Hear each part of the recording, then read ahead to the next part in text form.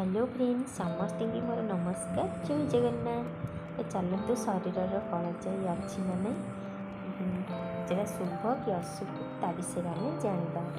तो चलतु video start करवा। जो व्यक्ति अंटारे कलाजाई थाए से व्यक्तिर जीवन सब समस्या घेर हो रही है। पिठी उपरे कलाजाई जातक भौतिकवादी महत्वाकांक्षी और रोमांटिक होती से भ्रमणशील होती। व्यक्ति माने खर्च बहुत करिथांती। जो व्यक्ति का आंगुठी ऊपर कला जाए से व्यक्ति कार्य कुशल व्यवहार कुशल तथा न्यायप्रिय होती। जो व्यक्ति का तर्जनी बा आंगुठी रे कला जाए से व्यक्ति विद्यामान गुणवान एवं धनवान होती, किंतु शत्रुओं द्वारा पीड़ित होती।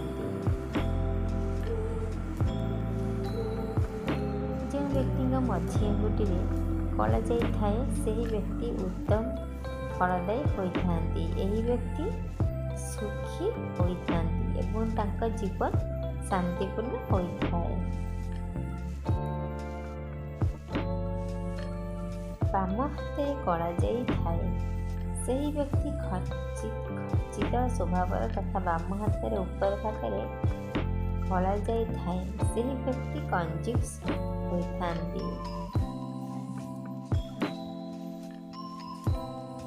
जो व्यक्ति का अनामिका आंगुठी कला जाए से व्यक्ति ज्ञानी स्वभावी धनी एवं पराक्रमी होती।